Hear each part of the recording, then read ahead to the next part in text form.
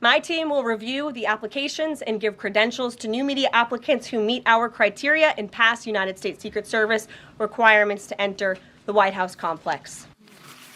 All right. What'd she say? She basically said that they were going to give unqualified. unqualified. God, how boring! Unqualified Can they get people, somebody there who's not The so Behind the tedious? Table podcast needs to apply for White House credentials. Oh, they'd love having Joy in that room. Joy So can I go. got a question. So wait a second. So in other words, instead of Bob Woodward, they want Kim Kardashian? What? I don't. The heated battle between Whoopi Goldberg and Karoline Leavitt isn't dying down. It's only getting more intense. What started as a few sharp remarks has now erupted into a full-blown media spectacle, with both women exchanging verbal blows week after week. But what's the latest controversy keeping this fire raging? And how did Leavitt once again leave Whoopi completely stunned? Stay tuned because I've got all the receipts and this is about to get explosive. At this point, Whoopi's outright disdain for Karoline Leavitt couldn't be more obvious. You don't need to look too hard. It's written all over her face. Just watching her reactions is enough to make you feel secondhand embarrassment. But what exactly set her off this time? White House Press Secretary Karoline Leavitt announced that the Associated Press has been banned from the Oval Office for not honoring the recent renaming of the Gulf of Mexico to the Gulf of America.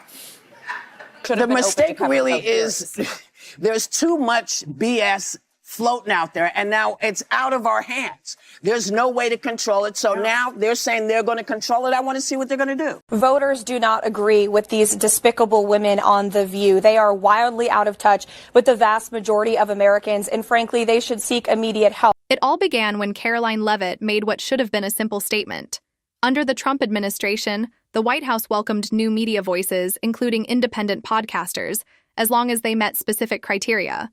Pretty straightforward, right? Well, not if you're Joy Behar, who managed to twist that into some bizarre scenario where Kim Kardashian is suddenly running the White House press room. How? Why? No one knows. But in Behar's world, making space for new media somehow translates to kicking out legendary journalists like Bob Woodward to roll out the red carpet for reality TV stars. And let's be real, that's more of a dig at Kim K than anyone else. But do the ladies of The View care? Of course not.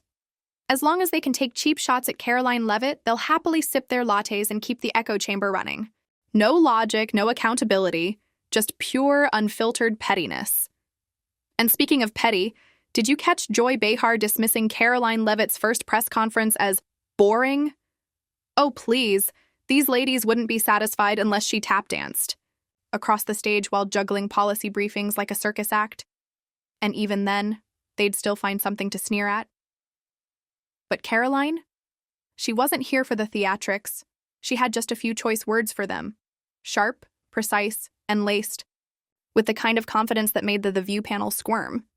Cool, calm, and wearing a smirk that spoke volumes, she delivered a verbal smackdown so brutal, so devastating, that it left Whoopi Goldberg and her co-hosts absolutely speechless. No fluff, no hesitation, just pure surgical precision as she dismantled them piece by piece. Let me be unequivocally clear about that. And watching this clip, I couldn't help but think how ironic that Whoopi Goldberg and Joy Behar and the rest of the ladies on The View spend their time calling Republicans the conspiracy theorists. But they have been wrong about everything they have said over the last couple of years. And the best part? She exposed them for exactly what they are. Conspiracy theorists disguised as political analysts, spinning wild narratives instead of sticking to the facts. Karoline held up a mirror to their hypocrisy, and let's just say, the reflection wasn't flattering. With one sharp, calculated response, she shut them down completely. And the best part? She didn't even break a sweat. For weeks, The View and Joy Behar were uncharacteristically quiet. No dramatic rants, no exaggerated meltdowns, not even a weak attempt to take another shot at Karoline Leavitt. It was as if their usual routine of dragging her had been completely erased. And why? Because they never saw this coming. Leavitt didn't just withstand their attacks. She flipped the entire narrative, leaving them speechless. This wasn't just about silencing them, it was about making them regret ever picking this fight in the first place. Meanwhile, Whoopi Goldberg found herself at the center of relentless backlash. Social media went wild, turning The View into a complete laughingstock. The comments, absolutely ruthless. Cancel The View. What a toxic group of people. The fact that they're calling others unqualified is beyond ironic. Anyone still watching this show seriously needs to get their head checked. The internet didn't hold back, and for Whoopi and her co-hosts, the heat was only getting worse. The mistake really is there's too much BS floating out there, and now it's out of our hands. There's no way to control it. So now they're saying they're going to control it. I want to see what they're going to do. They're not I want to see who they're going to invite into this. Because quite honestly, I like when we're held to standards. I don't always like the way they do it, but we have to have ourselves together. We can't just say stuff in spite of what they tell you. We can't just spout stuff. So I want that for everybody. And if they're going to guarantee that they're at the briefing, then I'll be happy. And oh, you know, those comments got under Whoopi's skin. She couldn't ignore them. She wouldn't ignore them. Instead, she snapped, her fury blazing through her eyes, her voice dripping with the unmistakable bitterness of someone who knows. They've lost control of the narrative. And when Whoopi loses control, oh, it's a spectacle. She unleashed on Karoline Leavitt with the kind of frantic energy only a person desperate to claw back their credibility can muster. There was nothing composed about it, just wild hand gestures, exaggerated movements, and that signature exasperated tone that only emerges when she realizes she's losing ground. This wasn't a rebuttal. This was a meltdown. Whoopi wasn't. Just angry. She was shaken. And when The View starts unraveling like that, you know Karoline Leavitt hit a nerve. And then, oh then, came Leavitt's response. Whoopi was practically vibrating with frustration, her hands flailing like she was conducting some chaotic, invisible orchestra. She stumbled over her words, grasping for a solid argument, but only doubling down in sheer desperation, determined to force her point through, no matter how unhinged it sounded. But what exactly did Karoline Leavitt do to provoke this level of outrage? Oh, that's right. She simply had ties to the Trump administration. And for that alone, Whoopi and her co-hosts launched into a relentless tirade, drenched in their signature condescension and performative outrage. The entire exchange? Nothing short of theatrical. Watching Whoopi unravel over something as straightforward as expanding media access felt like witnessing a slow-motion train wreck, painful, yet utterly impossible to look away from. You don't understand what you're saying. You're saying about yourself that, you know, hey, that's a terrible thing to be. It's not a terrible thing to be. That's why we fought. That's what we were fighting for, so that you could stand in that podium, so that Catherine Jean-Pierre could stand at that podium. So women of all kinds of colors and ilks, wherever they came from, whatever their belief system was, they had the opportunity to bust down that. Personally, I think allowing independent podcasters access to the White House was a smart move. But of course, I'm not Whoopi Goldberg, who apparently believes press freedom should be reserved for legacy media elites. And let's talk about the sheer audacity for a second. Not only did Whoopi completely lose it over Leavitt's role in the White House, but she also had the nerve to suggest Karoline had no idea what she was doing. And then came the moment. She just couldn't help herself, spiraling into yet another wild tangent, grasping for anything that could undermine Karoline Leavitt's intelligence. And let me break this down for you, because this meltdown, it was spectacular. Whoopi's grand argument, Karoline Leavitt only got her position because she's a woman. Yes, seriously, that was her big takeaway. The irony? This is the exact brand of identity politics Whoopi and her co-hosts claim to champion. The Biden administration has made a habit of prioritizing optics over competence. Just look at Karoline Jean-Pierre. She checked all the right diversity boxes: gay, black, and an immigrant. On paper, she fit their narrative perfectly. But what did America get in return? A press secretary who stumbles through briefings like a high schooler struggling to summarize a book they never read. One of the most incompetent press secretaries in decades, fumbling her way through the job while the administration pats itself on the back for diversity points instead of prioritizing actual qualifications. So if that's Biden's hiring strategy, Whoopi must have assumed Trump played by the same rules, as if the role of White House press secretary were some exclusive club for women, and Leavitt just happened to be in the right place at the right time.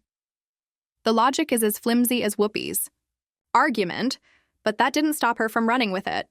And the mockery? Oh, it didn't stop there. Here she is, sneering at Leavitt's most recent press conference like it's the funniest thing she's ever seen. But tell me. So White House Press Secretary Karoline Leavitt announced that the Associated Press has been banned from the Oval Office for not honoring the recent renaming of the Gulf of Mexico to the Gulf of America. What exactly was so funny? Because from here, all I see is Whoopi cackling like a hyena over what was a completely standard professional announcement. And then, of course, we arrive at the latest so-called controversy, Trump renaming the ocean to the Gulf of America. Honestly, it makes perfect sense. But the ever-woke Associated Press just couldn't let that slide. Nope. They insisted on sticking with the Gulf of Mexico because, apparently, even geography is now a political battlefield. Trump's response? Simple. He didn't ban the AP from the entire press pool, just from the Oval Office. I think that their real problem in this election, one of the real problems among the many, is the misinformation and disinformation that was disseminated on social media by these influencers and by these podcasters. Why are they qualified to sit in front in the White House briefing room and tell America what is going on with the country? Traditionally, to become a White House correspondent or to be in that briefing room, you had to have a journalism degree. Yeah. You had to have qualifications. Yeah. So I guess the rise of mediocrity is here to stay. They were still allowed in press briefings, still able to report, and still doing their job. It was simply a matter of reciprocity. If you disrespect the administration, don't expect access to its inner circle. A straightforward and fair response. Yet, somehow, Whoopi turned this into a full-blown scandal. What exactly was so outrageous about it? Absolutely nothing. But that didn't stop Whoopi Goldberg from scrambling to find something, anything, to attack Karoline Leavitt over, even if it meant forcing laughter at a non-issue. This wasn't clever. It wasn't satire. It was just out of touch, manufactured. Outrage, the kind that makes it painfully obvious how unserious The View has become. And if you need further proof, just watch Sunny Hostin. The smirks, the eye rolls, the dismissive attitude, completely brushing off Karoline's actual criteria for bringing independent media into the White House as if it were meaningless. No, real counterpoint, just condescending mockery. Then, right on cue, she took the lowest road possible, questioning Karoline's intelligence and branding independent media as a source of misinformation and lies. The irony? She's defending the very mainstream outlets that have built their reputation on misleading the public. She's probably been put in there because, according to Donald Trump, she's a 10. You know that's what it is. I want to be clear, though. It's not her first job. It was her first press briefing. She worked in the previous Trump administration. Let's take a real example. The Hunter Biden laptop story. Major outlets like CNN, MSNBC, and the New York Times all dismissed it in unison, branding it as Russian disinformation right before the 2020 election. And what happened? Oh, that's right. It turned out to be completely real. Did they own up to their mistake? Issue corrections? Offer a public apology? Of course not. They simply swept it under the rug and carried on as if they hadn't misled millions. Yet these same outlets have the audacity to lecture Karoline Leavitt on journalistic integrity? Give me a break. Independent journalists had been reporting the truth from the beginning, yet they were the ones constantly smeared as spreaders of misinformation. The hypocrisy is blatant, but does that stop The View from doubling down? Absolutely not. These women will do anything to tear Karoline Leavitt down, even if it means hitting below the belt every single time. And that brings us to Bahar's now infamous attack on Leavitt. It wasn't about policy. It wasn't about substance. It wasn't even remotely intellectual. No, this was fueled by pure jealousy and a desperate need to discredit Leavitt's success. Voters do not agree with these despicable women on The View. They are wildly out of touch with the vast majority of Americans, and frankly, they should seek immediate. This wasn't a debate. It wasn't about exchanging ideas or challenging viewpoints. This was Joy Bahar's ego refusing to accept that a sharp, confident, and fearless young woman was outmaneuvering the media establishment at every turn.